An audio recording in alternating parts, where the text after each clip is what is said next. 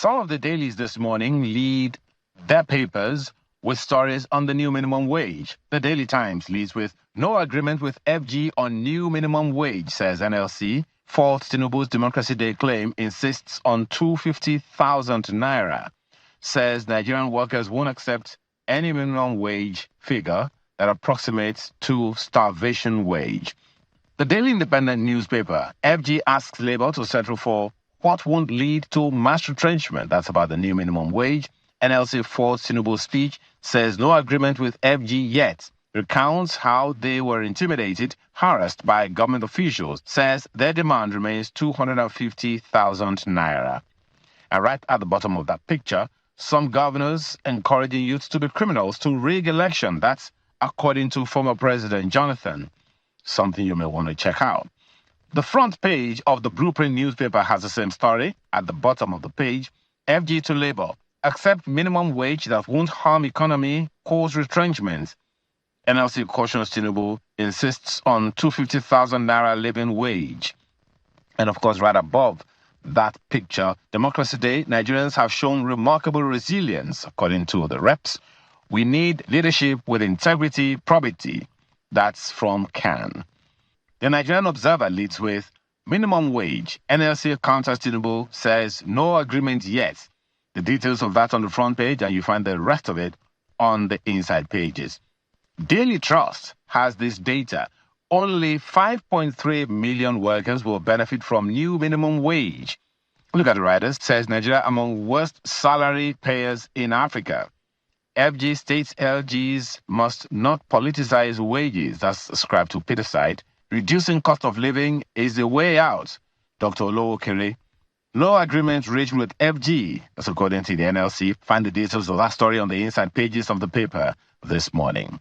So this Nigerian newspaper also has the story. NLC alleges misinformation, says no agreement yet on new minimum wage. But the lead story, Tinubu, no cause for alarm, says presidency. Aftermath of Eagle Square slip, officials say president not superhuman. Atiku Obi, others wish him well. List of world leaders who fell at public events.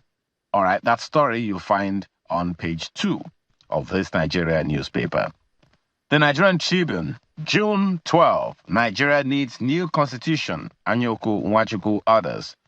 Ex-Commonwealth Secretary General leads other patriots to Abiola's tomb, lay wreaths. Fasiu, family protests Tinubu's omission of OPC founder in list of heroes. Of course, right under that picture, NLC to Tinubu, no agreement reached on minimum wage yet. Our demand remains 250,000 naira. And the writers, we won't accept any starvation wage. It insists, don't demand what will undermine the economy. FG tells Labour. Look at the front page of the Guardian newspaper. Nigeria's unity cannot be traded. With your support, I won't fall. That's ascribed to Tinubu. Find the details of that story on page 6 of the paper this morning. The Vanguard newspaper, Democracy Day, eminent citizens, elder statesmen chart way forward. Look at the writers. As protest hits Abuja, Lagos, Osun, Kaduna, we need new constitution to hold Nigeria's collapse. Anyoku Nwachukwu, others. Our democracy has suffered state capture. Ascribed to Obi. Sanwo-Olu, Ayinde, others extol MKO Abiola. Address Nigerian suffering, CAN tells FG. Our democracy is in recession. Doesn't reflect our cultural experiences. Ascribed to Kuka. Gani Adams, OK, Odumakin, others canvas regionalism. The details of that story you'll find on the inside pages of the Vanguard newspaper. Look at Business Day newspaper. No way through. Schengen visa rejection hits 4-year high. Nigeria visa denial costs rise to 3.4 million euros. Rejection seen worsening in 2024. Details of that story continue on the inside pages of the paper this morning. These are the papers we have for you this morning. Well, let me take the first bite at this morning, and my interest is on the front page of the Daily Trust newspaper, which says only 5.3 million workers will benefit from new minimum wage. And that's a little troubling, if you ask me, because on the front page, Wabi, that story is essentially saying that's the number of people that will benefit from the minimum wage. And is that the number of people that we'll have working in Nigeria? According to NBS, the National Bureau of Statistics, as at 2017, the total number of people classified as being in full-time employment numbered 51.1 in 2017 and 51.3 in 2018 Q3. But guess what? If you look at Statista.com, the total number of employed people in Nigeria between, it says as of 2022, approximately 60 million people in Nigeria were employed. Now, what is that saying? So what's going to happen to the others who are not in this bracket? 5.3 million workers to benefit from new minimum wage, and the details that we have, even official figures, point in the direction of some 60 million people in full-time employment. But there are also those who are in part-time employment, numbering about 20 million as at today, and those classified as unemployed, the figures are also there. So I'm hoping that this kinds of information is available holistically for labor and the federal government. So on the one hand, the labor is saying, no, we don't have an agreement yet, countering what the president said. On the other hand, the federal government is now saying, let's accept a sustainable minimum wage or living wage or whichever we want to call it, that will not lead to mass retrenchment. So where is the middle ground here? I guess Nigerians have to wait, don't we? Well, that's my take this morning on the front page of one of the dailies, and particularly my interest is on the front page of Daily Trust newspaper today. I'm gonna just add a little bit to what Ayo just said there, because that is a real problem. We don't want a situation where everybody has money, but you can't use it for anything, you know. And those are some of the fears that we've seen expressed when it comes to this minimum wage issue. But of course, some middle ground has to be reached, as he said. I'm going to take my story today from the Leadership newspaper. And it's quite a lot happening on the front page here. Labour faulting Tinubu's speech, insists on 250,000 naira minimum wage. We're seeing that from page 4. The federal government is urging caution to avoid retrenchment and other economic crisis. Part of what Ayo was talking about there. But the court is ruling on the Kano Emirate tussle today. So that's something to look out for. And of course, this story from the Zamfara State Governor is also making the headlines. He also said yesterday at our security summit, talking about no political will to end banditry, says the Zamfara State Governor. More on that from page 7. I think one of the words that's come out since we had him here on the show is that word, political will. And I remember we kept asking, political will on the part of who? And he said security, and we're like, security has no business with political will. You know, and then of course, all the revelations from this governor, it's really troubling, you know, to think about the fact that so many lives are being lost.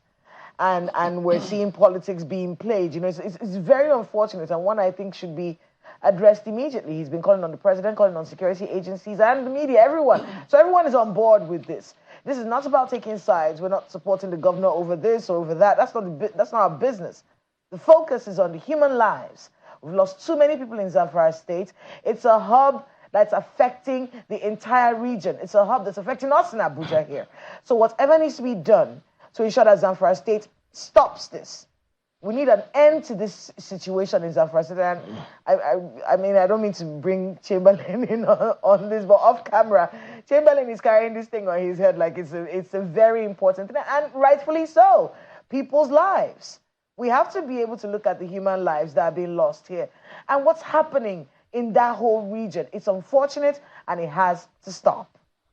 Well, maybe what you mean by that is I have political will. He has political will. Chamberlain has political will to handle We just focus and highlight those issues as much as we can, basically. Yeah. But you know, there are several other issues that need to be loose ends, several loose ends. So all of this back and forth it has the potential of letting people just become narrow-minded about the toga minimum wage, as it were. Several issues that need to be addressed. beyond that, because basically it's about at least several people who are in employment, at least being comfortable or having their purchasing power count for something. Transport costs, all of those thugs who are out there on the street, who's reining them in with all of those, what do they call it, taxation that they get from all of those tricycle, the buses in different parts of the country. These guys make millions. In fact, they say trillions that they make from those people on the street, and that's why the fares skyrocket. Multiple taxation for companies just try and set up a business or just try and register a business name and go do something out there. You see the complaints that they give in terms of the tax officials in those states. Who's talking about that to ensure that businesses can thrive? And where does the money go? So you know, the accountability when they collect all these levies. We see it in Abuja here. Wherever you park, you have to pay. Where does the money go? In the nation's capital, at least we can petition the FCT minister. He would explain. But in other parts of the country where this is going on, where does the money go? So we've got a lot to do. I mean, because even if you get that minimum wage, so to speak, the other attendant factors will almost make it count for nothing. And at the end of the day, you might have succeeded in contributing to the problem if you don't get the big picture. So that's why we always say, look, people should look at some of these issues, not from a keyhole. You have a broad perspective how you look at some of these things. If not, you won't get a big picture. Well, there's so many matters that we will focus on today on the program. So stay on with us because we will be right back.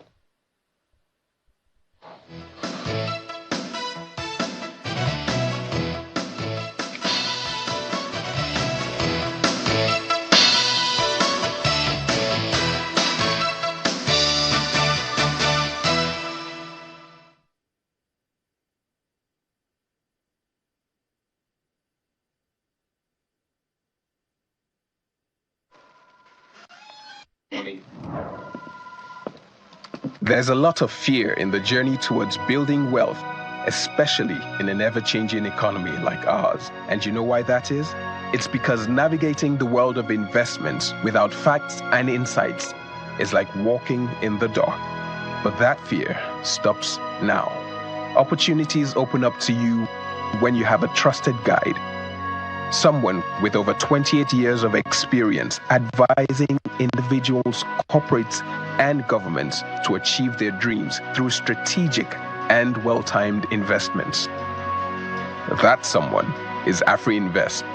The journey of 1,000 miles is easier when you have a trusted guide and partner who knows the way. So, take the first step. AfriInvest. Simplifying investments, creating wealth.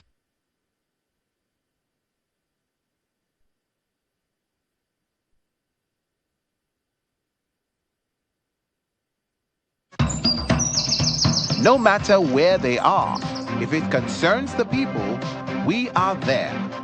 From community game changers to homemade solution providers, where assurance and trust are built. Policing should be people from the community who do the job. You don't bring an outsider. We hear about Amotekun. We've not seen much of them around this area. Documenting journeys of many starting big from a small place. Creating an intentional community where people go beyond living together to building strong and more friendly communities. Community Report, only on Channels Television. Breaking news. Again with the latest Russia's invasion of Ukraine. Developing stories. And the conversations that matter. We see an increase because of the economic pressure on them. The people are paying more for crossing borders irregularly. Get a glimpse of the world around you on The World Today. Weekdays at this time.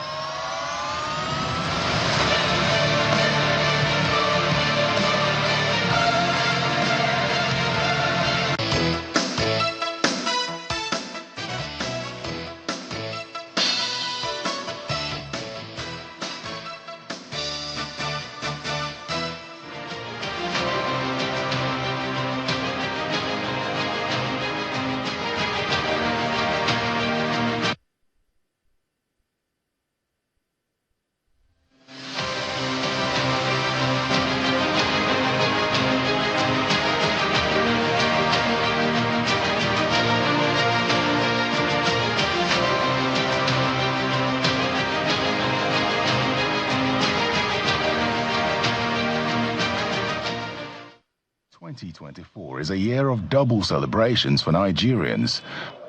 Firstly, the 29th of May marking 25 years of uninterrupted democracy, which is a significant milestone for the country. And secondly, the 12th of June, recently designated as the country's Democracy Day, dedicated to the widely accepted election outcome in the country's history, adjudged to be won by the late Moshood Abiola in 1993. My fellow Nigerians. In the traditional speech of President Bola Tinubu on this special day, he begins by recognizing the labors of those who fought for the country's democracy. We lost great heroes and heroines along the way. And this struggle, the winner of June 12, 1993 presidential election, Chief MKO Abiola, the most significant symbol of our democratic struggle, his wife, Kudirat, General Shehu Musa Yar'Adua, and Pa Alfred Iwani, amongst others, sacrificed their very lives. They bravely surrendered their fortunes so that our nation might have a better one. The president's emphasis on democracy as the best form of government comes on the heels of the push for parliamentary system of government by some federal lawmakers. That we have experienced peaceful transitions of government affirms our democratic temperament. As Nigerians, we must remind ourselves that no matter how complicated democracy may be, it is the best form of governance in the long run. We must also be aware that there are those among us who will try to exploit current challenges to undermine, if not destroy, this democracy for which so much has already been given. The economic difficulties facing the nation has negatively affected the standard of living of Nigerians. The president acknowledges this with reference to the minimum wage negotiations with the labor unions. As we continue to reform the economy, I shall always listen to the people and will never turn my back on you. In this spirit, we have negotiated in good faith and with open arms with organized labor on a new national minimum wage. We shall soon send our executive bill to the National Assembly to enshrine what has been agreed upon as part of our law for the next 5 years or less. In the face of labor's call for national strike, we did not seek to oppress or crack down on the workers as a dictatorial government of the past would have done. We chose the path of cooperation over conflict. President Bola Tinubu is optimistic that in the end, national greatness will not be achieved by traveling the easy road, but through the right one, and appeals for togetherness in the fight to keep the fire of democracy burning and moving the country forward. Terry Ikumi, Channels Television News. Right. So, yes, indeed, as you might have seen in that welcoming slide, we've got Mr. Salihu Lukman here with us. He's the former National Vice Chairman for Northwest within the All Progressives Congress. He's also former Director General Progressive Governors Forum. Good morning. Thank you for coming on today. Good morning. Well, yes, we're still talking about 25 years of unbroken democracy, and there's several components to all of this and different pieces, you know, to the big apple, as it were. But you recently took a particular decision. But before that, let's get your broad perspective, first of all, how you think we've fared 25 years on. I think it's gladdening that the democracy has survived 25 years because, to be fair, a number of us did not give it that much expectation. Oh, really? Yeah, that is why... It was shorter? Yeah, that is why we didn't participate at the beginning. Oh, I see. And now we are playing catch-up, you know, and because of our inability to participate, it also negatively affected the quality of democracy we have. Because all you have now is people really positioning themselves to access opportunity in government, and almost convert public resources into personal wealth. The whole commitment to translate democracy into services that will respond to national challenges is completely absent or at best weak.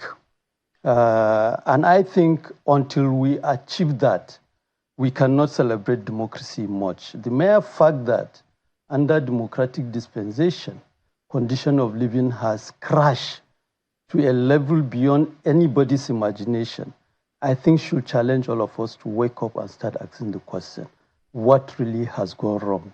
Is it really the democracy that we fought? Is it the reason we chased the military to go back to the barracks?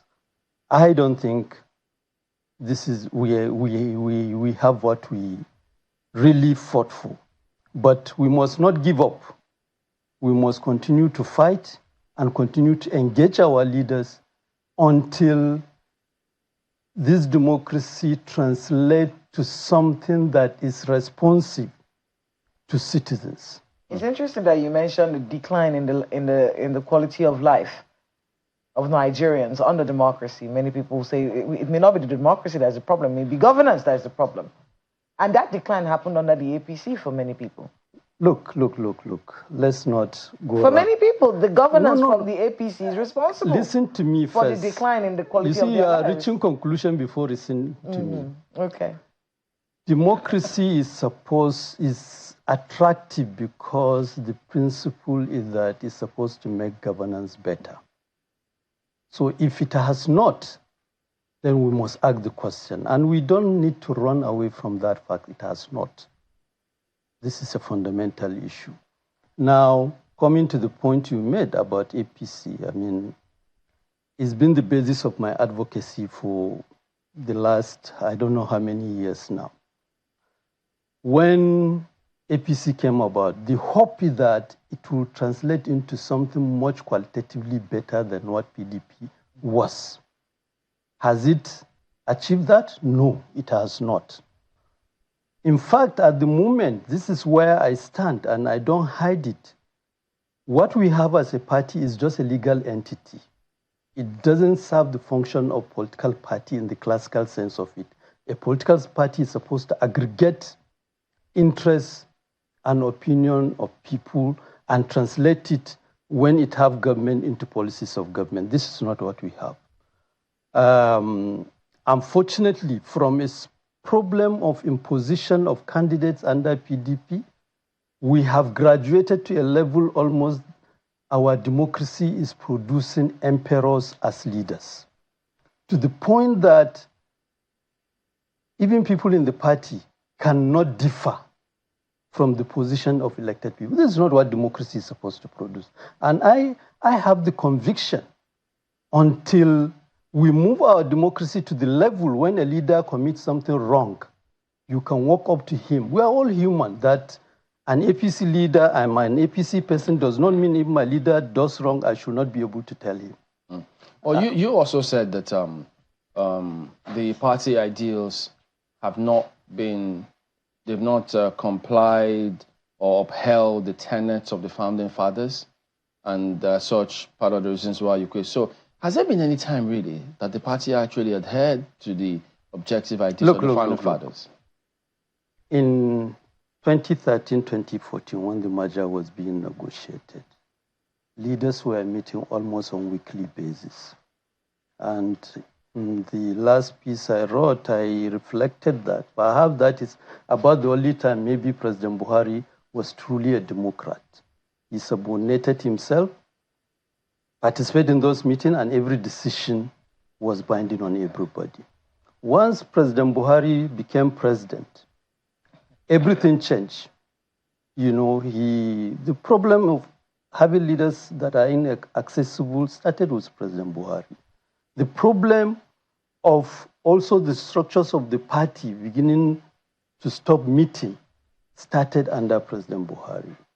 And gradually, it got to this state where for almost a year, no meeting has taken place at all. And the problem of the party not having a say in the government it produced started under President Buhari. Let's not shy away from it. Because if we shy away from it, it means we are not committed to resolve the challenges of democracy. We are not ready to build a nation in which everybody will be proud to say this is the country we want. Look, when you talk a problem of marginalization, and my problem with President Aswaju started from the beginning, when the campaign to get Senator Abdullahi Adamu and Senator Yola Mishore out of the party was almost my singular hard work. Nobody pushed me, but having gotten them out of the party, the first thing President Aswaju did was to take steps that completely marginalizes the people of North Central in the political leadership of the country. Until today, it has not been corrected. And it's quite worrisome if leaders in the party will just sit down. It means we're just pushing President Aswaju to destroy himself. What you raised is something, part of which a number of people out there, when you enter cabs or out on the streets, several people are talking about different things. And I'm talking about different categories of members of our society in terms of our governance, what and how we are running governance 25 years on.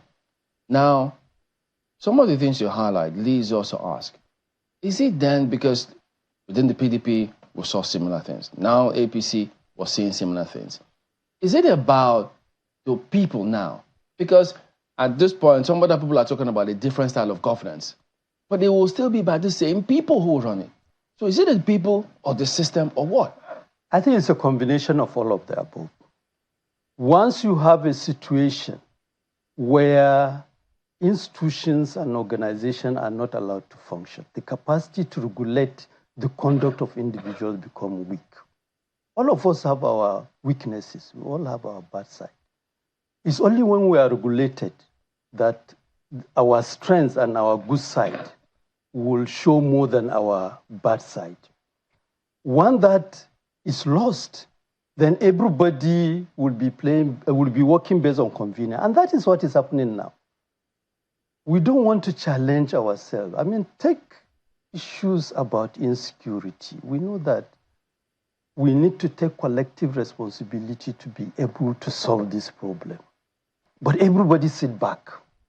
And we watch even when government, when elected people who promise to solve the problem are not doing anything. They are just running government based on business as usual.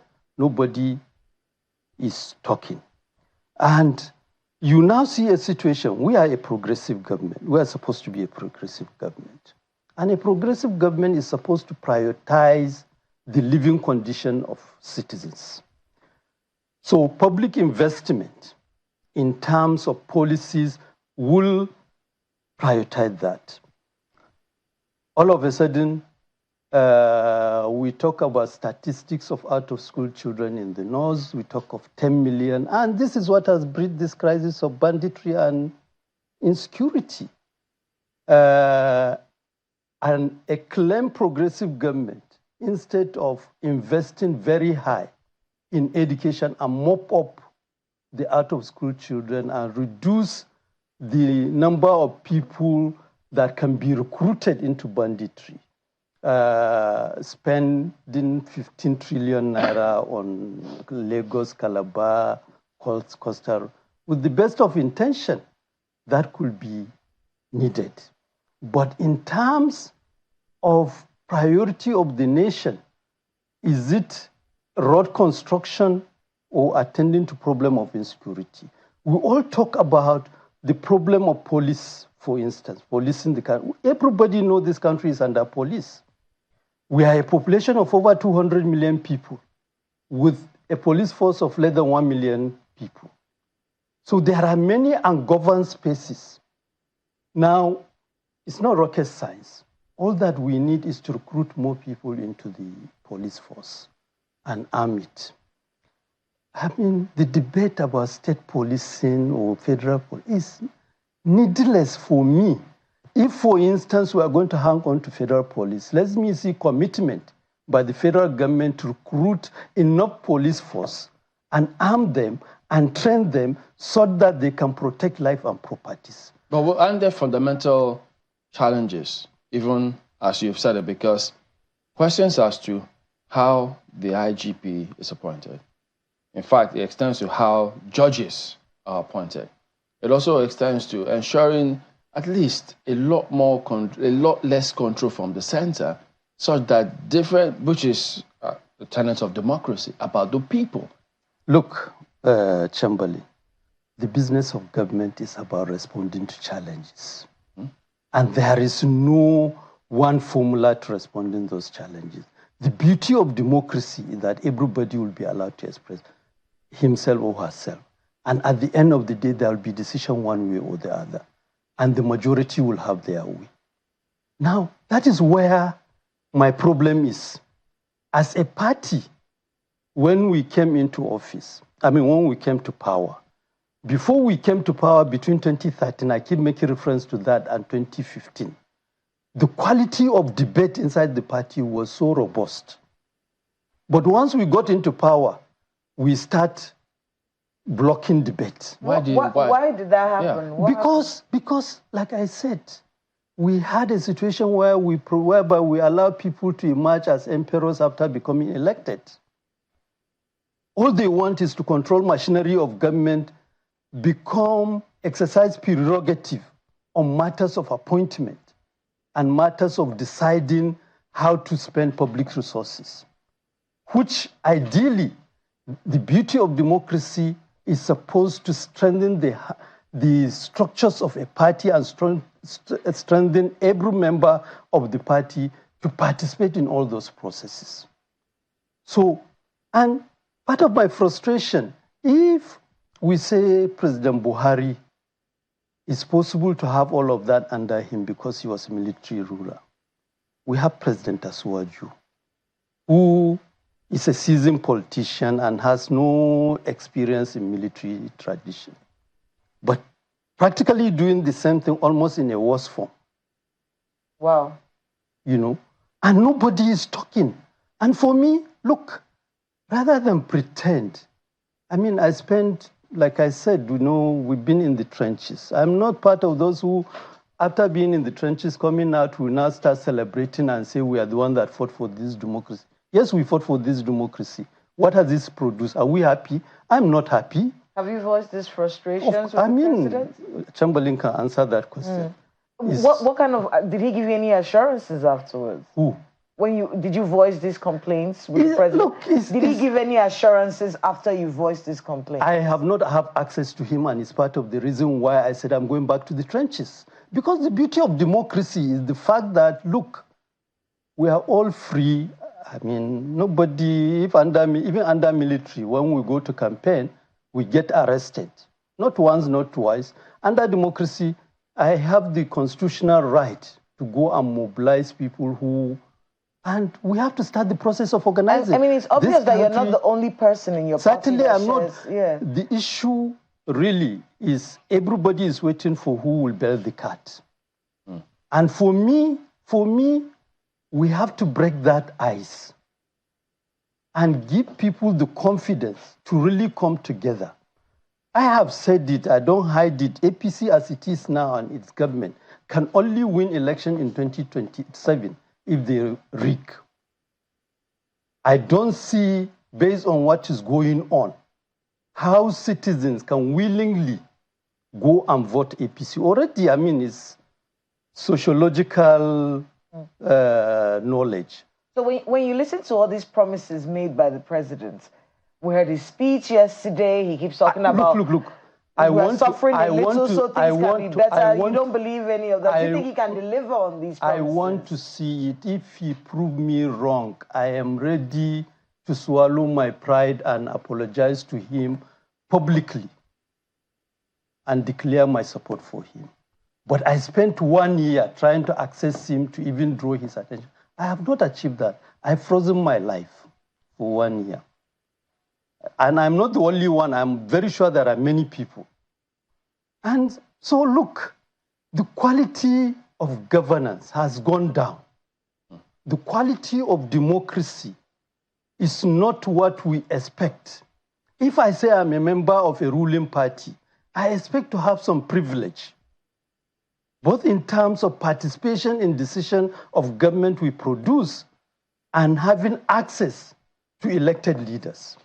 You know, none of that is in the present presence. When you started out, you said that, also referred to probably by in passing, that at that time, when all of this was happening, trying to bring about a democratic system of governance, many who were at least visibly agitating didn't think that it was going to last that long, and so they stayed behind.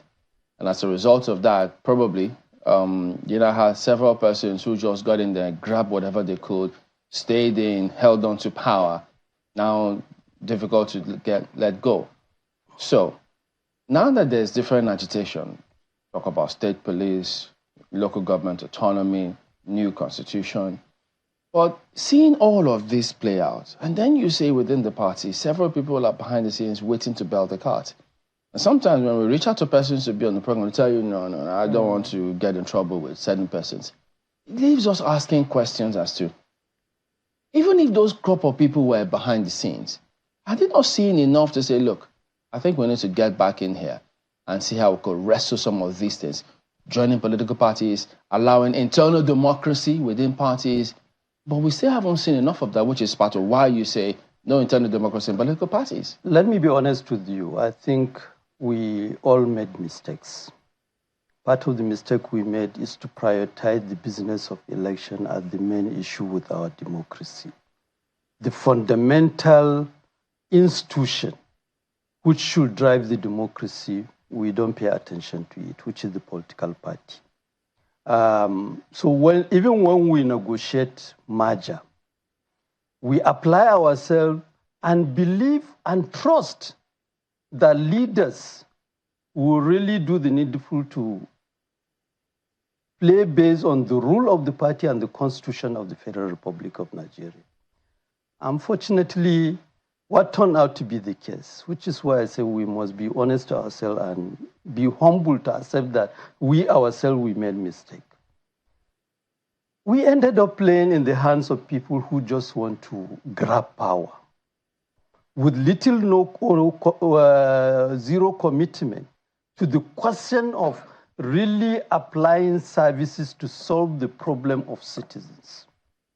Which is why, for me moving forward in terms of negotiating, I can tell you this: when I was in the National Working Committee of the party, we had a WhatsApp platform. One day I made the point that, look, I don't trust any leader. I was referring to Abdullahi Adamu, you know. And the truth is that that is what should drive us. We should not operate on the basis of blind trust. We must force our leaders to earn our trust based on capacity to deliver services. Now, at all levels, this is what is lacking in our democracy. People keep telling me that, no, it's just 1 year. By the time we reach December, the business will be about which candidate are you going to support, you know? I mean, listening to you, it just paints a really sad picture. Almost as though politics came in and stood in the way of governance. And then we're now having to deal with politics, and then governance keeps going on the decline. What way forward do you see here? Look, what way forward is that Nigerians must pay attention and support a process that built a party. We must never make the mistake to believe that all that is important in this democracy is to queue behind a presidential candidate. Which is why, in one of my communications, I said, look, my position is no longer about allowing a situation where somebody will come and do the public and say, I am going to solve the problem as Waju fell. You know, for me now, and which is why we have to start now, we have to start with building a party that is capable. If it produces a president, the president will be subordinated to the party. Talk to us, because all of these things you raised, it's not that many people who are, whether they're in political parties or not, don't see or know it, but they choose to play the ostrich. So now the question is this: how do you suggest, because this comes up time and again, ethnicity, religion, these things they use and drive wedge and ensure that people don't see beyond those things to ask for what results, what capacity do you have? How do we overcome that? I feel like I said, a number of these questions are practical questions. If you expect an answer to them before you start any initiative, you become defeated already.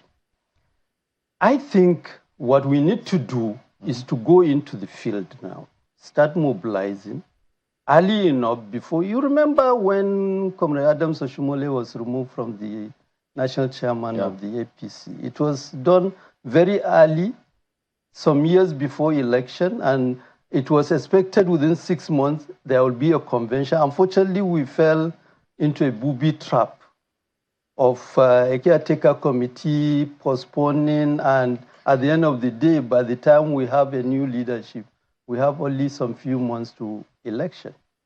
Now, if we are seeing, there are a number, it's not just the problem of ethnicity, the problem, those are the ones that are more visible. There is the bigger elephant in the room in terms of the survival of this democracy, which is about the funding of political parties. Once that is not addressed, at the moment there is no funding, which is why party leaders are like house boys and house girls to elected representatives, because their survival depends on the patronage of those elected representatives.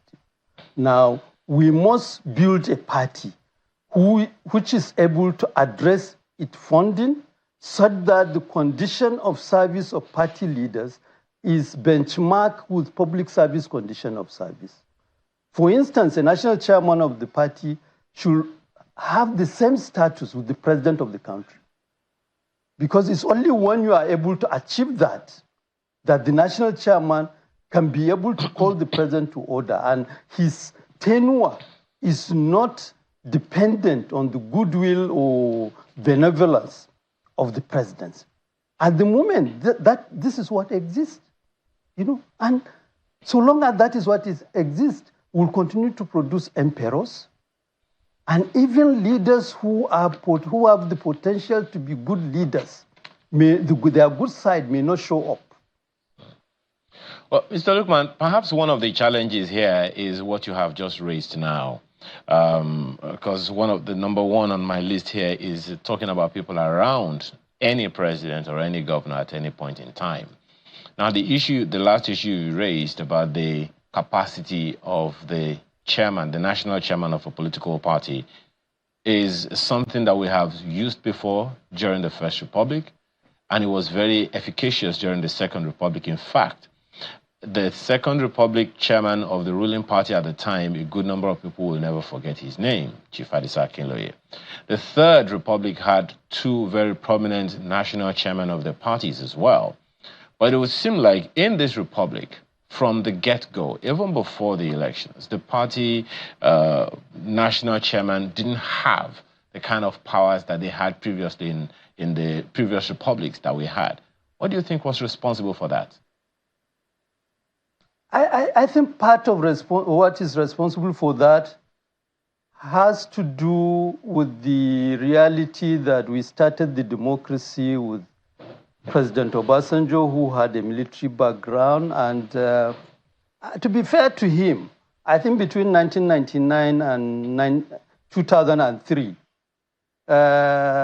it will appear the party was functional, and to some extent, the party had a say in the government he ran.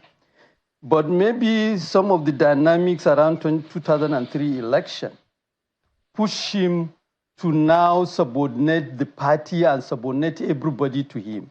And till today, that is the model that is being practiced. And I think we need to rise. Unfortunately, when APC came about, the hope was that it will change.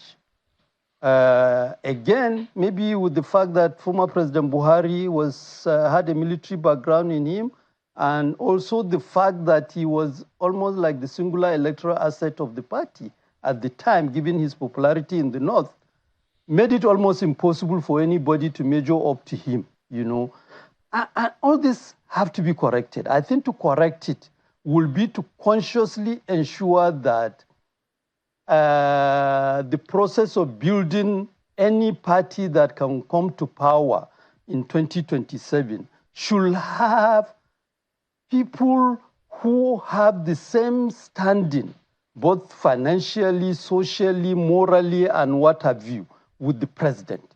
That is the only way, and on the basis of which many of them are occupying key positions in the party, and the president cannot walk away from them. Well, unless we are able to do that, what you are raising cannot be corrected. But it also goes back to the political class, doesn't it? Because the second question, incidentally, as you were having that conversation with my colleagues, I was just making some notes. And the second thing that I noted is whether or not we have made progress 25 years on. You're speaking about something very, very critical. In fact, I remember having some conversation with some elderly fellow who was telling me that he still had the membership card of the UPN, the Unity Party of Nigeria in the Second Republic, and the contributions he made to the political party at his own level, from his ward level. I'm not sure that is the kind of thing that we have now. So if you were to look 25 years on, would you say that among the political class especially, have we made any significant progress that can last us another 25 years? I can be very honest with you. We have not made any significant progress. If anything, we have regressed. Regressed to the point that the potential to destroy even people who are good is higher in our politics than the potential to build good people. And frankly speaking, this is quite worrisome, because for me it's like you building a family and understanding that the children you are going to give birth to, you are almost going to give birth to criminals. And I don't think any parent will be happy with that kind of situation. This is the situation we are in Nigeria. And I think until we factor this in our public conversation, we are not likely going to even begin to have proposals or propositions that can begin to correct it. And I think, for me, like I said, coming from the background of fighting for democracy, when we started doing it, we were very conscious. We have the kind of vision of the kind of society and nation Nigeria should be. Unfortunately, every day we wake up, rather than moving toward that vision, we are going in the opposite direction completely. And the challenge now is, what do we do to re-navigate and begin to channel the democratic movement toward the direction of the kind of vision we have, where life will be better for everybody. Mr. Lukman, where, there is no way... For instance, every child... Yeah, my apologies. There is no way we will make progress from what you are saying now. I don't see how, and I don't know if you agree, we can make any progress democratically if we do not make progress politically. Now, there are those who have wondered, look, if this is the way we are, and you are, you are very, very experienced, well experienced enough to have been raising the issues you are raising, knowing where the problems are coming from, and also charting a way to address them. Now, looking forward to another 25 years, I'm not sure that there's any young Nigerian today who is excited about our political class, who is excited about our democracy, and wants to get in. Now, there are a few young people who are in the political class, who are in politics today, and who are excited about our democracy, but a larger chunk are not, which is partly responsible for voter apathy over the years.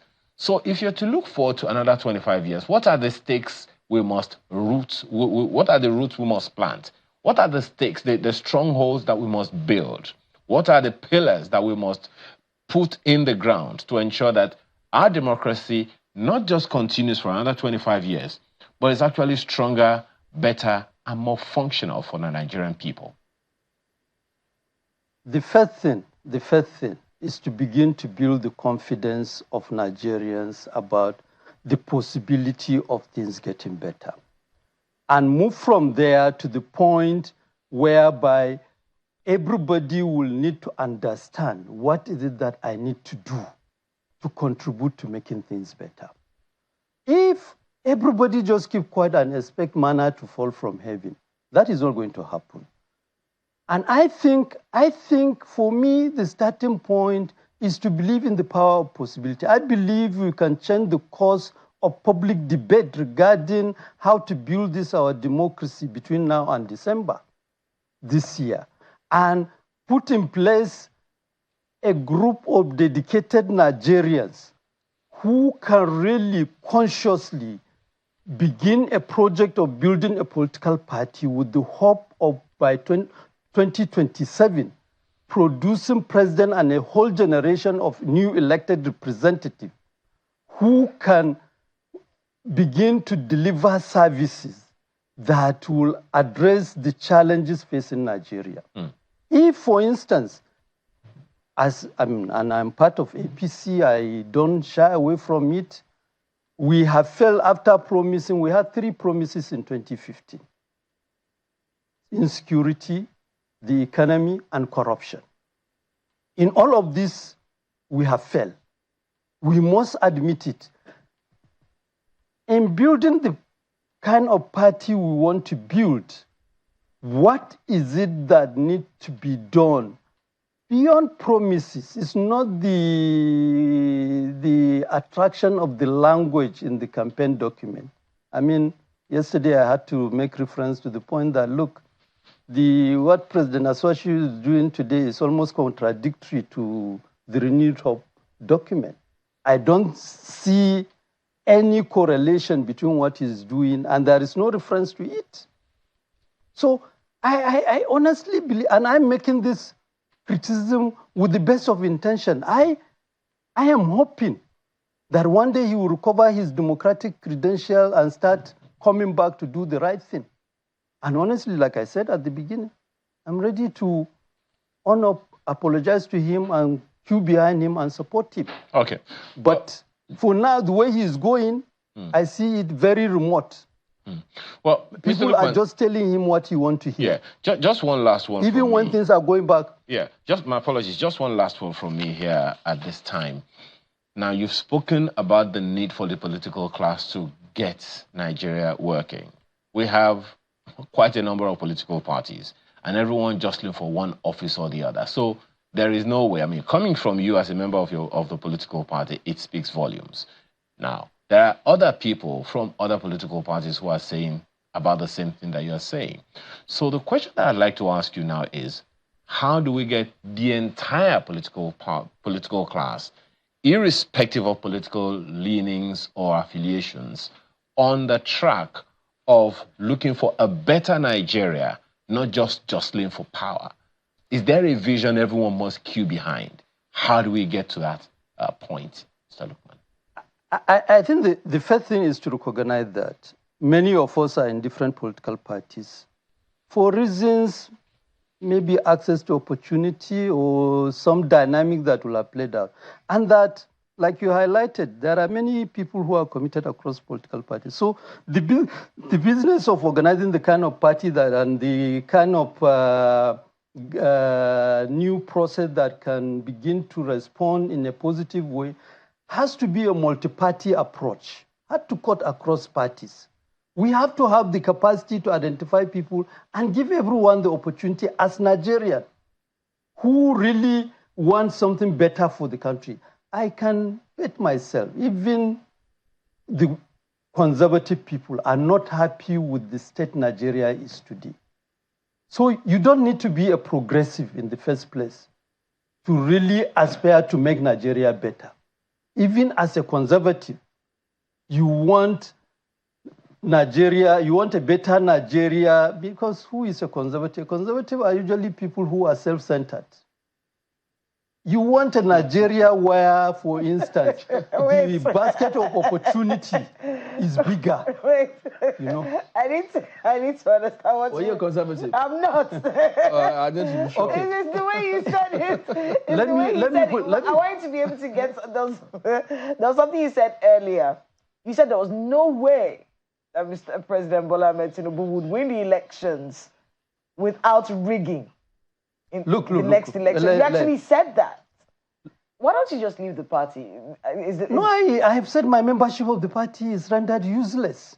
I'm no longer wasting my time in the party calling for reform. They are not ready to reform. So I am out. I say I've gone back to the trenches. For me, is to find people who are ready. And I think there are, you've said it here, there are many. So the conversation has started. We have to really, look, Nigeria doesn't belong to President Asuwaju or any individual. Nigeria belongs to all of us. And the truth is that Nigeria gave us the best it can as a generation. Unfortunately, we are bequeathing the worst to our children. And for me, what is firing me is the hope that in the short life I have, we can begin to go back to that Nigeria which was giving us better life. I think that is the issue. Whether in the process of all this thing, I have to incur losses and what have you, there are sacrifices we have to be ready to make. And anybody who wants something good for his or her children should be willing to make the needed sacrifice to make the children better and stronger.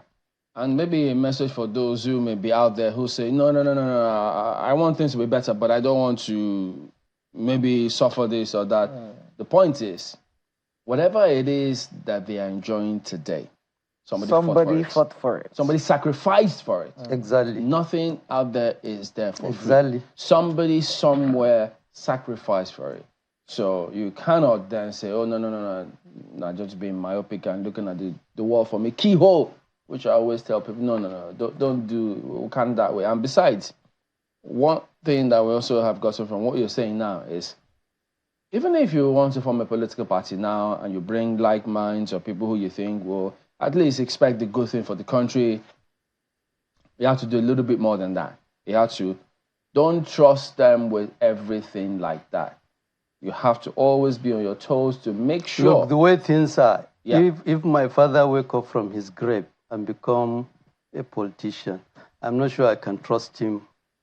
I mean, this is, if I want the best of him to come out, and it's in his own interest that I don't trust him so as to push him to apply his best for the country. And it's not that he's demonizing people, no. It's about just ensuring that things are done right. It's about a system, things being done right. That's how a system and also work. About ensuring that we produce leaders who, 100 years down the line, generation will be proud of what they have done.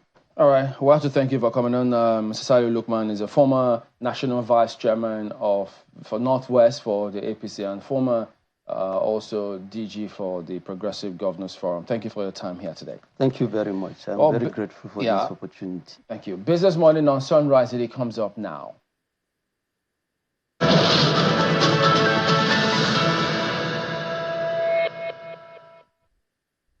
Thank you so much, Chamberlain. Good morning, everyone. Welcome to Business Morning on Sunrise Daily. We do a bit of business here before we head back to those current affairs conversations. We begin, as usual, from the global space, where oil prices for today fell in early trade as investors are digesting that U.S. Federal Reserve. They are likely to push back on possible interest rates. It's now going from September to December, while ample U.S. crude and fuel stocks also weighed on the market. We take a closer look right now at the numbers for Brent. We see that it's a red 0.3% down, $82.37 a barrel, and WTI $78.30 a barrel. Of course, this also reminds us of Nigeria's crude. It was dropped according to OPEC, it's dropped for last month, a worrying one right there. So even if prices do rally, Nigeria can hardly tap into it. But driving this is the Federal Reserve of the United States. They held rates steady on Wednesday and pushed out the start of policy easing to perhaps perhaps late December, so it's not even for sure. Are we going to go through 2024 without any rate hike or rate cuts? We would see that. Higher borrowing costs tend to dampen economic growth and can, by extension, limit oil demand. On the supply side, U.S. crude stockpiles rose more than expected last week, driven largely by a jump in imports, while fuel inventories also increased more than anticipated, according to Energy Information Administration. Now we come back home to the Naira and see we're still having a bit of good news for the Naira. Appreciation is how the market closed 2 days ago. Yesterday was no trading, so we see that it closed at 1,473 Naira 66 kobo on NAFIM and 1,479 Naira 90 kobo, gaining 0.67 and 0.11 on June the 11th. So the Naira is still around 1,004. 1,005. We'll see how that is expected to hold this rate, at least for this period. We'll see how that goes. Now, the Chartered Institute of Bankers of Nigeria is reassuring Nigerians that the banking system remains very safe, sound, and resilient. This follows fears that the banking licenses of more banks would be revoked after the regulatory action taken by the Central Bank of Nigeria against Heritage Bank. CBN seeks to allay the fears of bank customers and the generality of Nigeria that assertion is false and misleading, even as the Central Bank of Nigeria, which is the only body best suited to assess the health of financial institutions in the country, has debunked the claim. It is important to note that the Nigerian banking system, according to them, is built on strong foundations with rigorous regulatory frameworks and supervision aimed at safeguarding the interests of stakeholders and maintaining financial system stability. Now, as Nigeria celebrates 25 years of unbroken democracy, congratulations to all of us, of course, as expected. The president did speak to Nigerians yesterday, and part of that speech yesterday was an assurance to protect Nigeria's democracy and to pass the wage bill to the National Assembly. We need to reform the economy. I shall always listen to the people and will never turn my back on you.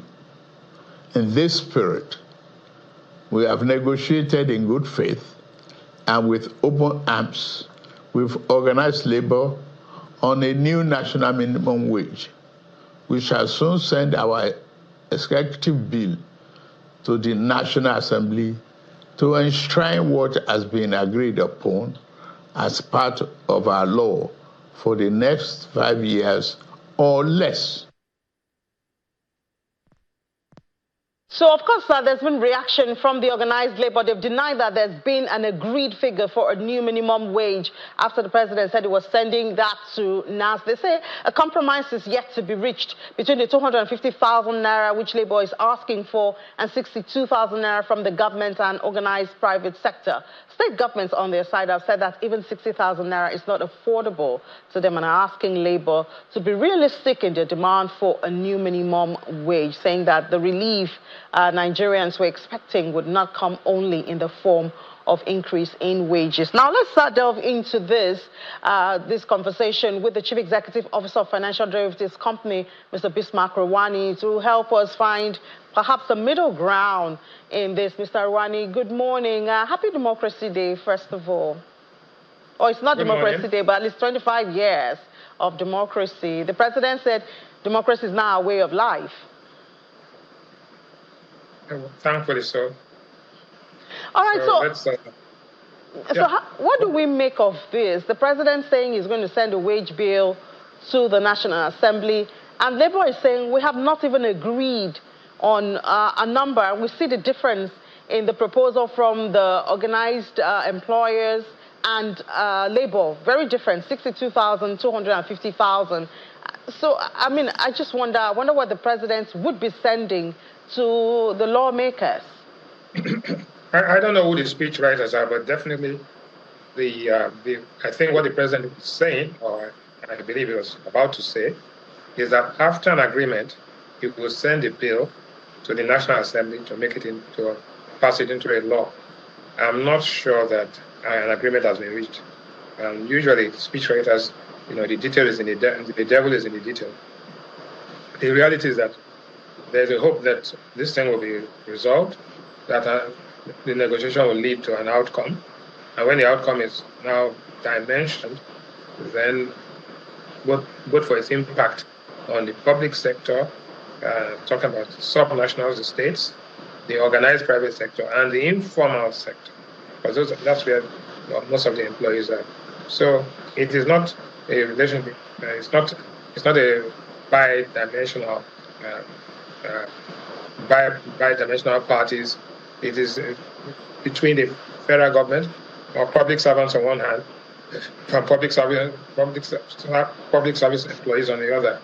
We are having a situation where it is organized labor, the federal government, the state government, the local governments, the private sector organized, and then the informal sector. As long as you employ more than 25 people, you are bound by law to pay the minimum wage. And failure to pay the minimum wage is an offense, punishable by 5,000 naira fine and 10,000 naira for every day, I think, that you do not comply. So the penalties are quite huge. So it's something that we need to consider as the total wages paid in the country versus the productivity and output of the people versus the welfare of the people. So, like Professor Salihu said yesterday, this is one of those questions where everybody is right. Labor is right, government is right, minister is right, everybody is right. And when nobody is wrong, then there's no solution.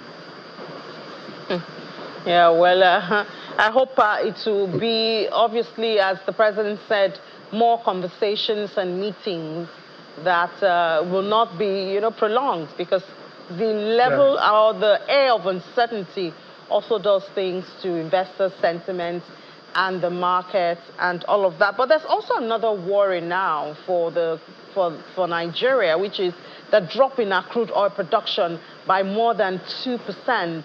I thought that the issue of oil theft was being dealt with, and I remember the NNPCL had promised that we're going to be doing about 1.7, but it seems we're going farther away from the target.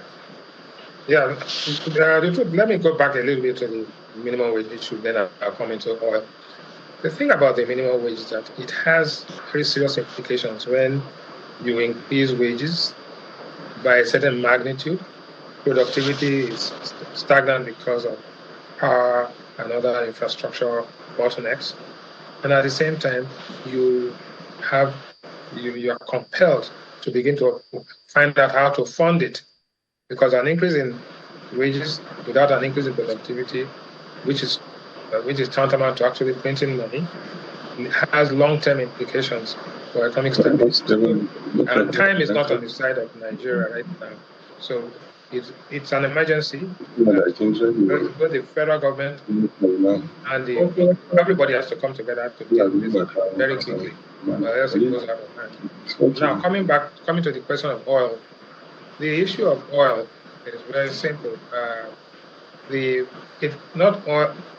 drop in oil production is not necessarily as a result of oil theft. It could be a result of divestment. It could be a result of natural attrition. It could be a result of, force majeure. So many things are happening at the same time. But the truth is that 90 days from now, once there's an oil drop in oil production, 90 days from now, it will hit your cash flow. And do not forget that we have also made some commitments for some borrowings we took recently from the African Development Bank and others to say, look, gentlemen, this is our production, and we have actually projected and pre-sold some of that oil. So if we do not produce, we are increasing our liabilities without an asset to make up for it. So I think it's important that we realize that while on one hand, you are negotiating very carefully a minimum wage, at the same time, our revenues are beginning to decline. Therefore, the affordability, the sustainability, and the implications on long-term macroeconomic stability are things to be seriously considered. And this does not call for an aggressive, combative environment. What we need to do is to come out here and credibly, I use the word credibly, get together so that people are seeing that, one, the government is serious, there's low, reduced ostentation and massive spending, and at the same time that, like I said, all along, that truth is in short supply in Nigeria. Both the people that are negotiating for and the people that are negotiating to receive must have national interest and come credibly to one another, so that the Nigerian people, who are the ones that are suffering right now, who are the casualties of this deadlock, will have to have some succor very, very soon. Because every day that passes, with food inflation reaching the height at which it is today, it's going to be a problem. That's what we should be talking about. Talking about food inflation, Mr. Arwani, the Salah holiday is around the corner. We see a lot of activities, and I wonder what's happening to domestic commodities, when there's more demand. So it's relatively elastic products. Could you take us through some of the movement? Looks like a mixed color here, even wheat is unmoved. What's happening with commodity prices at this time? Now, what we've seen is there's been a spike because of the Salah. I think Salah is Monday, Tuesday. But we've seen rice at 80,000 naira. We've seen tomatoes up at 150,000. And tomato is like gold now, 150,000 naira for tomatoes, so you can see that. Onions is up by 36% at 75,000. And pepper is up by 55% to 140,000 naira. What will happen after the Salah holiday, because is yet to be determined. But from what I gather from some friends of mine, a ram that used to cost about 30,000, 40,000 is now as high as 300,000 naira. It was 30,000 naira maybe 5 years ago. It has gone up by, God knows, 1,000% to 300,000 naira. So, and this is the festival where they kill rams. So the rams are more expensive. The pepper, tomatoes, and onions and everything to use to you grill this, you spice it, and all of that, and use it. So it's going to be a very, very, very bizarre and I would have a very austere Salah this time, compared to last year, and more so compared to the year before that, which is 2022. So this is a tough one, and this is the time currency appreciated marginally to about 1,485. This, we expect the currency to stabilize at around this area for the next week or two, about 1,500, as you can see in the NAFEM and NAFEX. So these are all the things that are driving this thing. And like we said yesterday, Tuesday, the projected inflation rate now is above 34% for May. And so we expect that this is a tough period, and that all hands will be on deck to ensure that we get maximum value from the output that Nigeria is producing at this time. All right, all hands on deck. Mr. Bismarck Arwani, Chief Executive Officer of Financial Derivatives Company, thank you so much for your time. Thank you for having me. Let's take a break now. When we come back, we're still staying on the minimum wage. It's the hottest issue in the country at this time, but that's after the break. Just stay with us.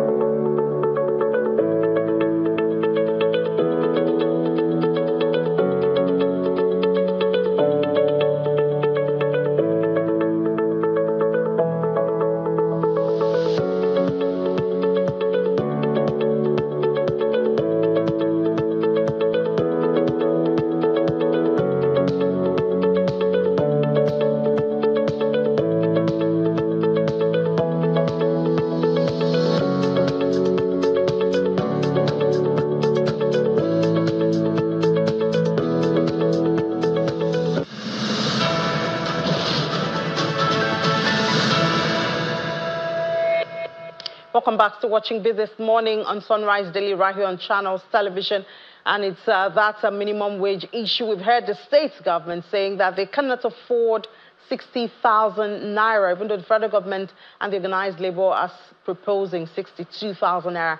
But we have another tier of government. What are they saying? The local government, what can they afford, or where are they in this conversation? We have the national president of Association of Local Government, Mr. Aminu Muazu Mai Fatah, joins us virtually from Lafia of Nasarawa State. Thank you so much for your time, Mr. Mai Fatah, and welcome to the program. Good morning, and you are welcome too. So tell us, what's the stance of the local government in this issue of minimum wage?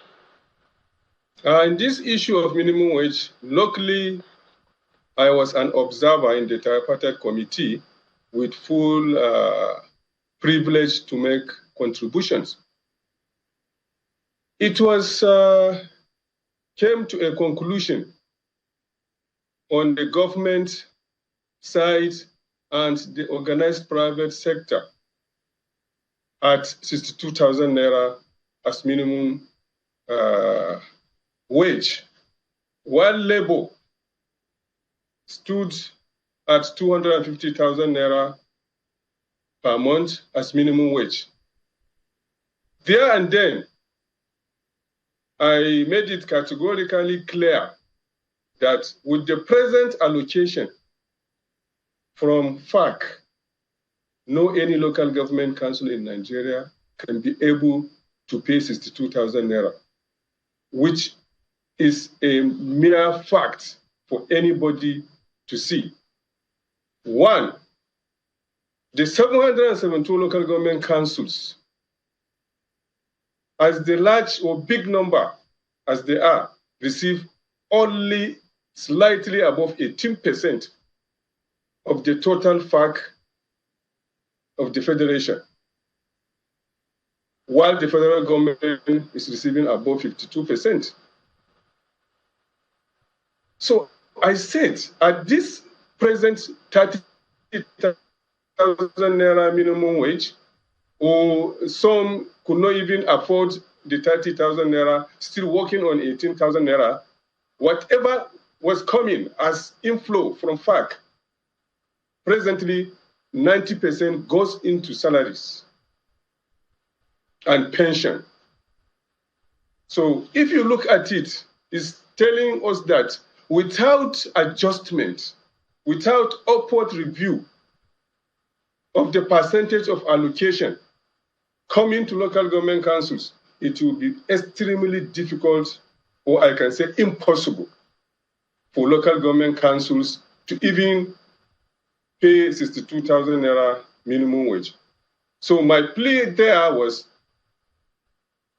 even I say, let the labor agrees on this 62,000 naira, and then allow us, the local government councils, which glaringly cannot be able to pay the 62,000 naira, but we know where to run to.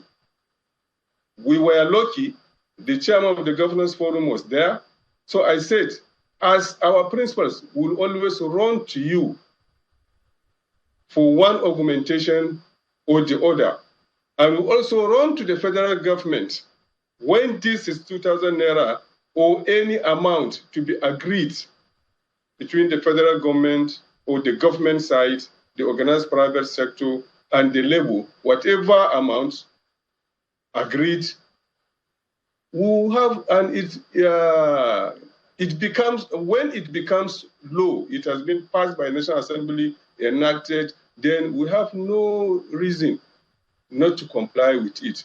But in order not to run foul of law, we say we must go to our principal, that is the governors in this, on one side, and the federal government on the other side, to augment whatever will be accruing to local government councils in Nigeria from FAC, so as to enable us attend to our obligations. So we have not, as local government councils in the country, we have not set any figure that this is what we can afford, looking at our financial constraints, always and only relying 98% or 99% on FAC. But we are waiting for whatever the outcome from Mr. President that will go to the National Assembly and then will become minimum wage as an act, then we'll work with it. But I also put it to them that local government councils have a lot of responsibilities on their head, like provision of basic health, provision of basic education, provision of sanitary aspects in the council. We have pension and gratuity. We have security at every level, provision of rural roads and potable drinking water and other rural electrifications. There are so numerous, overwhelming on local government councils. So this have to be looked into as to arrive at affordable minimum wage. We don't want something that we can start and cannot be sustained. All right, Mr. Maifata. There are people who say that, as at other tiers of government, perhaps the issue of productivity of the staff should also come into play here. Perhaps in some cases, there's the issue of overstaff and ghost workers. Maybe if the local governments will look into these areas, about how many staff does a typical local government office need? How many do they have? Maybe from there we can prune the expenses and we'll be able to accommodate more or higher figures. Yeah, the data is there. We have like about 5 basic departments in each local government council. But the unfortunate thing is past administrations or administrators at the local government in almost all the local government councils overflooded the workforce. You see, an engagement that requires one hand, you see about 50, 80 hands on that engagement, leaving majority redundant, just collecting salary at the end of the month. If we are to tackle this, it will affect a lot of families. I am being frank now. It will affect a lot of families. So many workers will have to be laid off, which will not all go well for the economy again.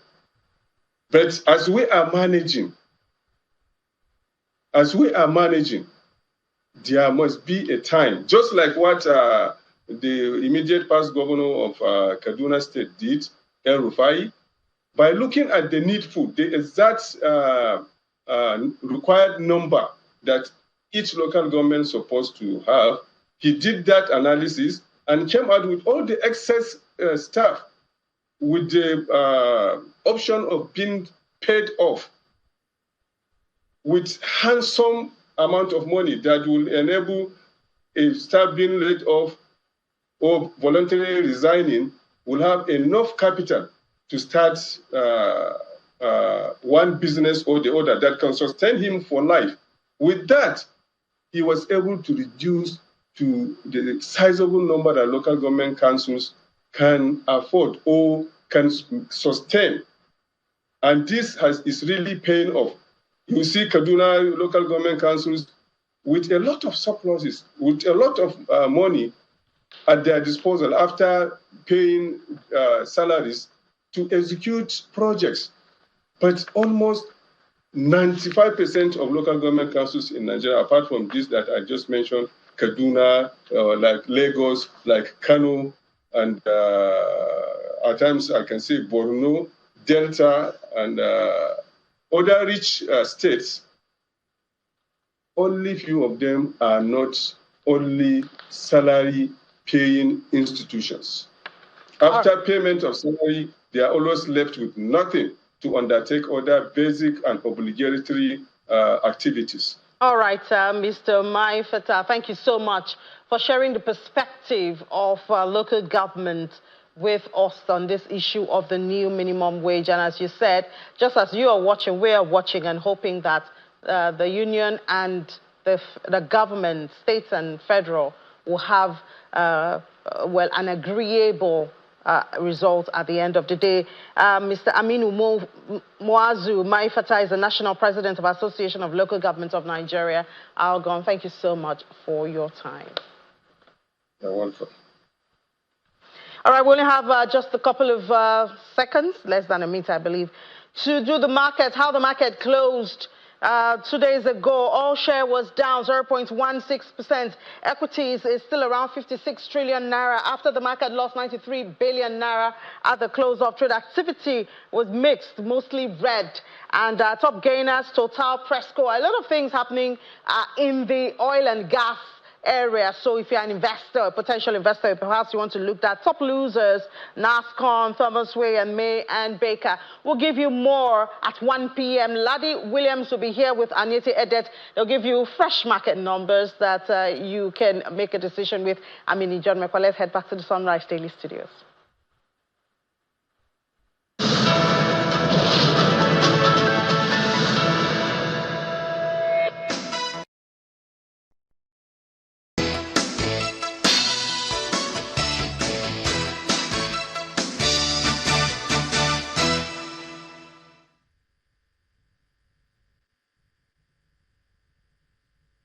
Stay connected to the world with Channels TV Podcast and get all the trending stories. Simply log on to channelstv.com, click on podcast, select the program of your choice, and listen. Our podcast is available on Apple, Google, and Spotify. Tap the expertise you trust. Touch the stories that touch you. Anytime, anywhere. Modern lifestyle requires a lot of energy, backed up by intense production processes, which impact the environment in more ways than one. The world has realized that you cannot deal with climate change without looking at loss of biodiversity. On Echo Africa, nature speaks and the discerning mind becomes champion of sustainable living. One thing we want to do is to change public behavior around recycling. Watch Echo Africa on Channels Television and find out what nature is saying.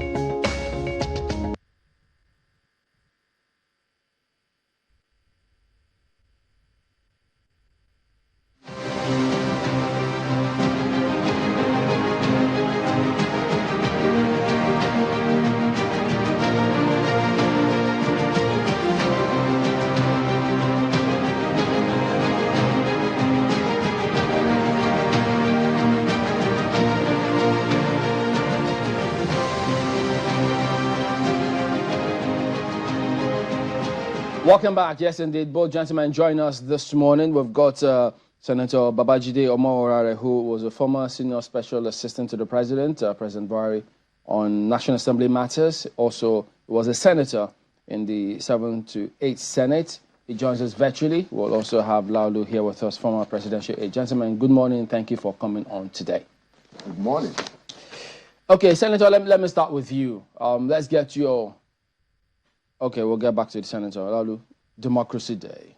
Quite a number of things come to mind when people speak about democracy. To a lot of people, just a sing-song, because to them, what does it matter? But to others who are supposed to drill down and ensure that, look, what it really does mean for democracy across board, including our profession, perhaps there'll be questions.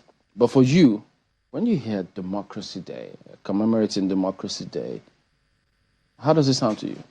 Yeah, I mean, it's a representation of our aspiration as a people, the kind of life that we want to live, the kind of government that we want to have, and the expectation that freedom will be the priority in this interrelationship between people and government. That is why Democracy Day is such a big deal.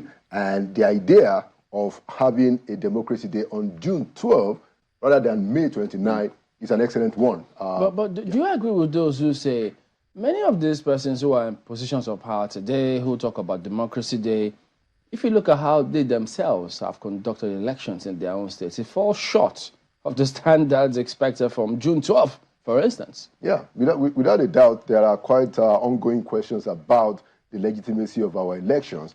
But what I think is possible is that the more we enlarge the democratic space, the less of these problems that we have to deal with, which is why people like me have decided that one of what I will be doing going forward is to engage the public space and bring people to the realization of their power when they speak up, when they understand their responsibility and their roles. We've had too much partisanship and rather mediocre discussion of important issues. We need to elevate the discussion. We need to let the people be aware that they have power. Power belongs to them. Regardless of what kind of constitution that you have, the power comes from the people. If the people know that and begin to behave like that, the leaders will have no choice but follow through. What do you think is restricting people from understanding that? Because that is the most important. Is it institutional poverty? What's making people not understand how much power they have over their leaders? Yeah, poverty is in my view, poverty is one of the strongest factors, that limits people from understanding, first of all, who they are. Mystery and abject poverty, disease. These are the kind of things that don't allow people to understand their purpose, who they are, what they can do, what they represent. And that is why we always say that, look, one of the things that government must do is to deal with the multidimensional poverty in this country. The reason why you have all this political chicanery in our country is because poverty has been weaponized. So to your question, very simply, it's poverty in my view. I mean, so is it then a stretch in many ways to say this was done on purpose, impoverishing the people? If I was a wicked politician, that's what I'd do. I'd make them poor mentally. I'd make sure that economically they're not able to take care of themselves. That way I can get my way. Yeah, well, but the split side of it is that everybody must also take responsibility for their lives, So you will always find politicians who will take that advantage, but you will always find a few who will also speak right and try to do what is right. So the choice is now left for the people to identify who is it that is advancing the public interest. The public interest is what is so critical. The Commonwealth, everything that we have in this country belongs to all of us, whether you are in government or you are asset of government. The indices that have put the people in this level of poverty, that has brought us to where we are right now, it hasn't changed. How do we expand the democratic space and get people to understand their powers if they really don't have any? Well, so we need people in the political elite who really want to pursue public interest. Right now, we have too many people in the political class who are interested in what they get.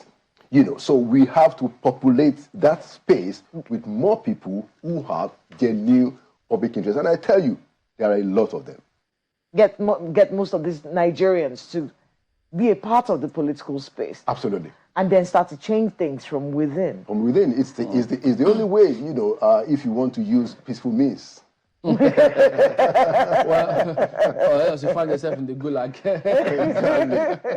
But, what kind of steps, Mr. Salihu Lukman just spoke moments ago about how he thinks that political parties have not actually, in fact, his political party, the APC, have not lived up to the ideals of their founding fathers. He said they started right from the time of former President Buhari, as a matter of fact. And then he also did say, look, even if, by inference, what we glean from that is, even if you were to put in place a group of people who say, yeah, we want ideals, we are, democratic, once they get hold of power, they become a different animal. And so it then means, yes, of course, eternal vigilance is a price. Yeah. You have what you have to do to keep all of these things going. So I'm sure that maybe as you engage the public space, you have several mindsets and several things you always want to see play out when this information gets out there to the people, such that it could bring about at least a good flowing system. Yeah. So talk about some of those things which you'd like to see if and when the people do get this information that should liberate them. Yeah. Well, okay. So let's start with the political elite. Now, look at what has happened between 1999 and now.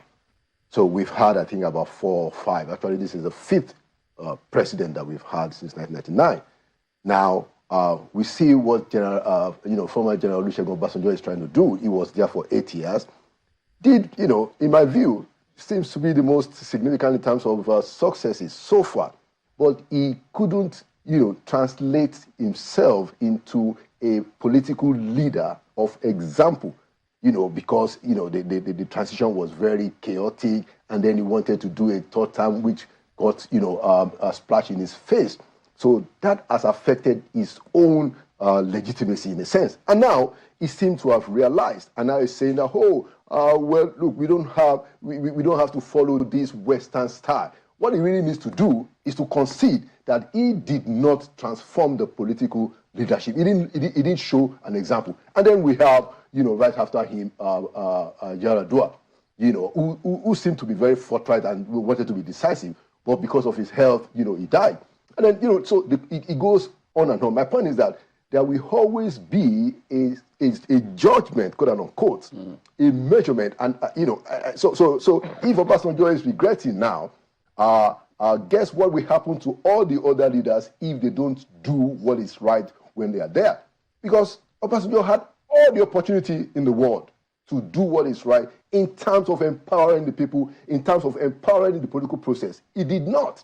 And that seems to be the key problem that you have. To your point, that the political process is composed of people who don't really want to pursue the public interest. So each of these leaders, they will be judged. President Buhari is being judged even by a member of his own party, Salihu Lukman, who said that he doesn't consider President Buhari a visionary leader. Now, how will President Buhari be feeling to be listening to that?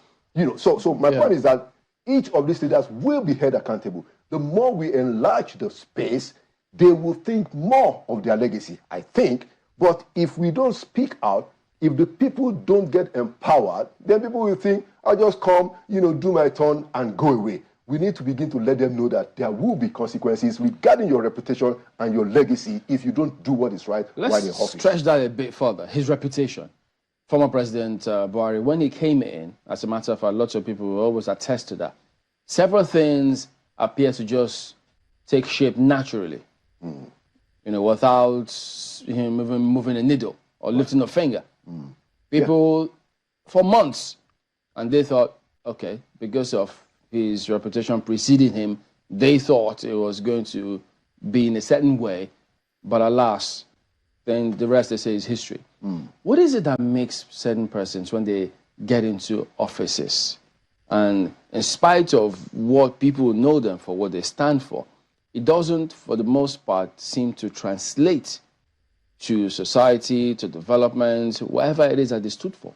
Yeah, well, several factors, at times is the capacity that they have, at times is the courage that they have or they don't have, at times is whether they have public interest more or private interest more. So it's a mixed bag of it. How about people that surround them? Yeah, well, it's even worse, because in many instances, look at what happened to President Buhari. I don't have any doubt that President Buhari has public interest. I watched him closely for 8 years. But the public interest that they have, he was not able to translate it, especially because of the people that surrounded him. Some people say there's something off with the office itself. There's something happens when you go into. Like what? I don't know what it is. I mean, you've been in those corridors for longer than most people have. Is there something that happens? Because you're right. At the time when President Muhammadu Buhari came in, things just started happening. Everyone started getting in line because we're like, oh, yeah, he's here. He's going to same thing happened with President Bola Tinubu. Oh, the money man is here. The economy is going to change. There'll be money around. Everyone has their flavor. Right. But something happens when they get in. We're looking at this person, and then you're wondering throughout this person's presidency, what happened to him? Did someone hit him with a stick? What changed about this fellow? Is it the corridors of power? Is it that our systems in Nigeria do not enable you to help the people? What's the actual issue here? Well, I think that at the end of the day, Kayla, the individual must take the responsibility. Because yes, there are the kind of people that you surround yourself with. For instance, look at what happened during President Buhari. Now, during the campaign, we all knew that the guy who was the chief of staff, quote unquote, was Colonel Ali, who became the customs chief. Now, you expect, as a matter of fact, he came into the villa with the president. He was already in the villa, just like all of us, even before we got our letters. But then, the situation changed. You had an Abba Kyari who did not participate in the election, who actually many people have said don't even believe that Buhari was going to win. Abba Kyari became the chief of staff, essentially caged the president, and the rest is history. So ultimately, it will have to be the person in charge. Why? How is it? You must be responsible for the people that you surround yourself with. I think this is the message that we're trying to also send to President Tinubu. You will be responsible for the people that you allow to cage you. Because guess what? At the end of 4 or 8 years, it's going to be your name. Just like the name of Buhari is being reflected upon now, it will be the name of Tinubu in 4 or 8 years. So the people who are in charge must take responsibility. They have to. And from what is out there, in terms of, if you just go backtrack a bit, this president wants a good name for himself. Yeah. He always likes certain things wants to be associated with having done certain things. So it will be a huge ask if he doesn't live up to the billing. But how do they get feedback? Because even if you surround yourself with certain people, and then can they successfully cage them to the extent that everything you see is what they want you to see? Well, that is where courage comes in. It's not worth it to have as a leader somebody who does not have personal courage, the courage to be able to make the difficult choices, and the tough choices. Like what? Subsidy removal? Well, subsidy removal is indeed a courageous choice. Subsidy return, but it was carelessly done. Subsidy return. So yeah. I mean, you have to. I mean, there's a credit to say that look, we have to stop this thing, but then there is more importance. It's greater how you sort it out. So it was done right. It was, he said it that we're going to do what seems to be the right thing, but there was no plan about how to do it. So ultimately, it's about courage. The people that you surround yourself with will bring you some value, and they will also bring you some weaknesses. It's up to you to determine where is the value and where is the weakness. I have seen leaders who, once they surround themselves with people, they just go back and relax. And because those are the people they trust, those are the people that are calling the shots. Now, I don't believe that those leaders, when they leave government, I don't believe that they will not regret it, because they will have time to reflect. And that's why you see a lot of people saying stuff after they've left office, because now they've gotten the chance to reflect. And that is why we're talking to the leaders currently, that look, do what is right when you have the opportunity now. Okay, I think let's attempt to go to Senator Omar Orai. Let's bring him on. Good morning, Senator. Pardon me, I think we lost you for a while. We lost your connection. I can hear you now. Oh, fantastic. So can you go ahead then and talk to us about your impressions now, because there's a lot of conversation about Democracy Day, how it is for the average Nigerian out there, some who think, well, not exactly how they thought it was going to be, because it has to be ultimately about the impacts, the economy, how they feel. Are they good or bad? What do you think? Well, my perspective is that when a new government comes in, and as we've spent 1 year in government, there is need to put some things in place. And I think some tough decisions were made. Those decisions, the government did not have any choice. The government has made. So I'm of the perspective that all things being equal, we will see changes. I agree that things are tough. I agree that,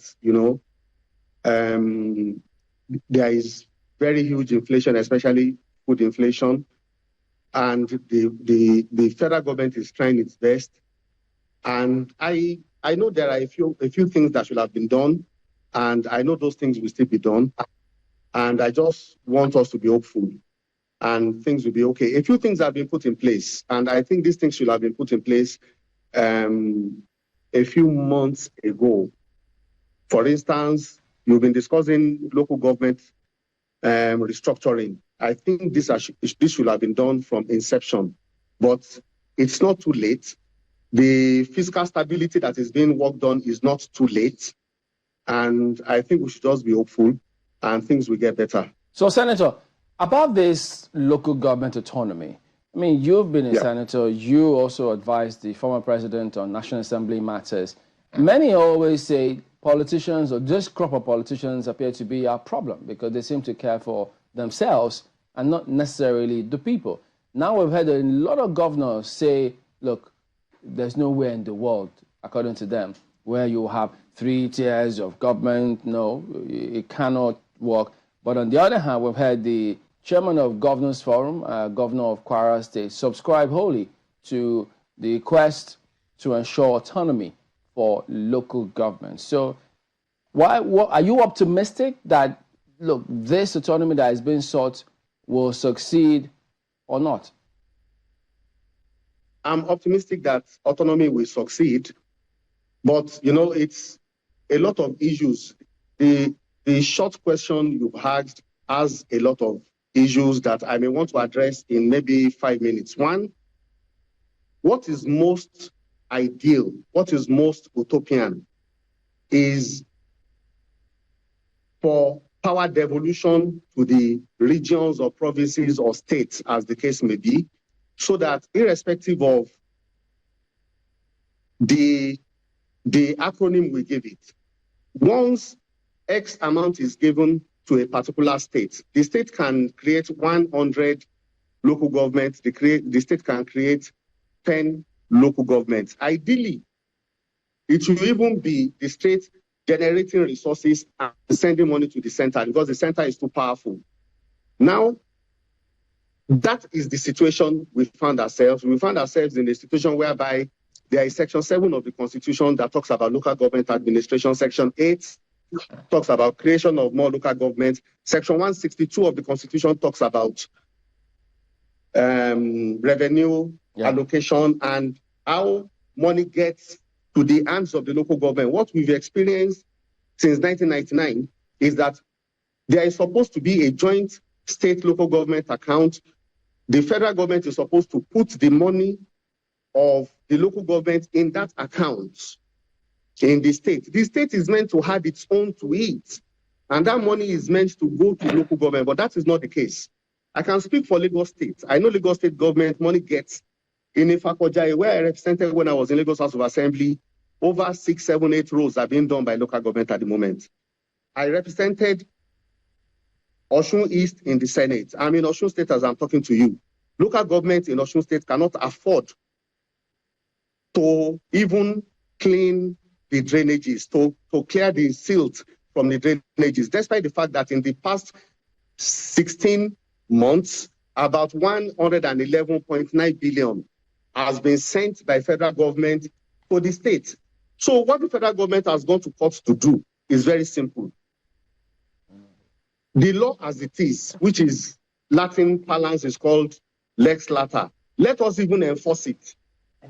We are not talking about amending the Constitution. 7th Senate, I was in the 7th and 8th Senate, and I know in the 7th Senate there was an attempt, and when I was presidential advisor, there was also to President Buhari on National Assembly matters, there was an attempt again to amend Section 162, but this will not enjoy 2/3 support from the states. It will go to the states, it will pass the National Assembly. What National Assembly wanted to do is to ensure that money gets to the hands of the local government. Don't forget that apart from 1979 Constitution and 1999 Constitution, there was 1989 Constitution that never came into effect because we had a little diarchy, and after the diarchy, the military took over again. So that Constitution actually recognized a third tier of governance. It is theoretical and it is mute if we start arguing about whether there are 2 tiers of government or there are 3 tiers of government. So the governor of Kwara State may be right. If I have my way, we go back to the provinces, the regions, the states, whatever appellation we may give it, let them make their resources and let them now be the ones sending X amount to federal government. If they like, let them have 100 local governments. If they like, let them have 10 local governments. It depends. I was opportune to study in a particular area in Montana, in America, to do a study about the local government administration. It is so different.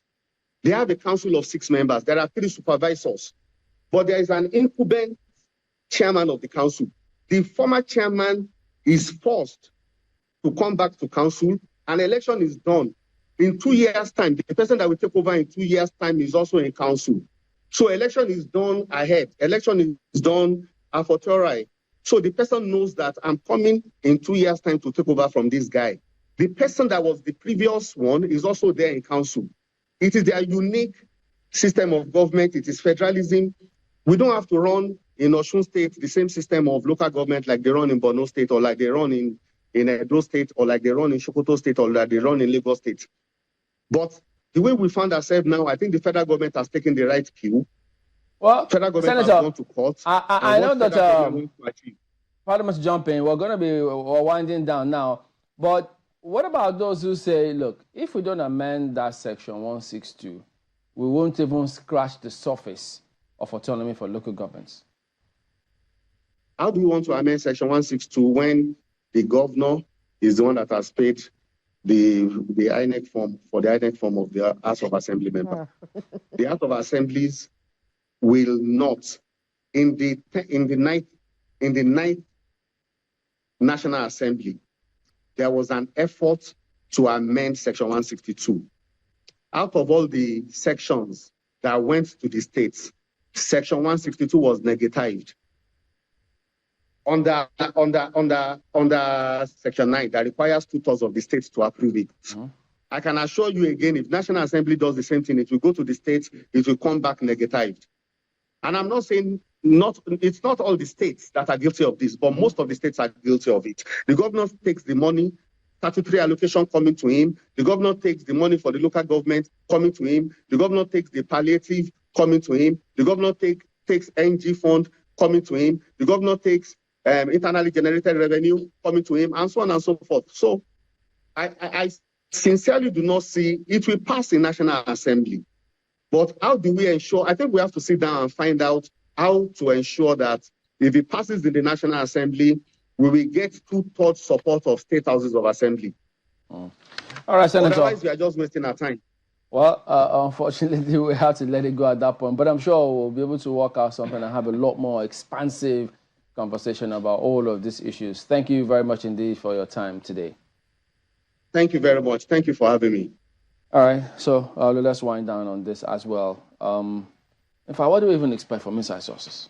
Yeah, so tomorrow, in commemoration of the Democracy Day, we are bringing the only notable general who resigned from the military after the annulment of the June 12 election in 1993, Major General Shola Williams. He's our guest tomorrow on Inside Sources, and he speaks a lot about democracy and about the responsibility of the Nigerian people to make things happen.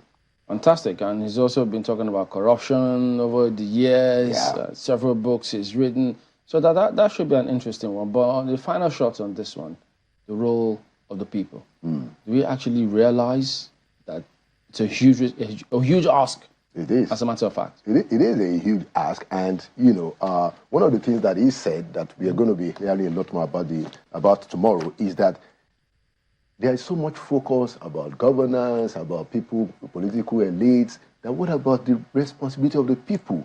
How do we prepare the people to understand their responsibility and carry out their responsibility? If power comes from them, how is it that they are just like sitting ducks in this game of democracy? Well, should be an interesting watch. Thank you very much indeed for coming on today. Laulu Akonde, former presidential aide. And that is it from us today. We'll see you. Wow, I thought it was right. We'll see you next time. I'm Chamberlain. Goodbye. Have a great day ahead. I'm Kayla Magwa. Well, I understand, but Chamberlain, don't worry. You're still coming to work tomorrow. Amaya Makinde, good morning. Good morning and have a wonderful day.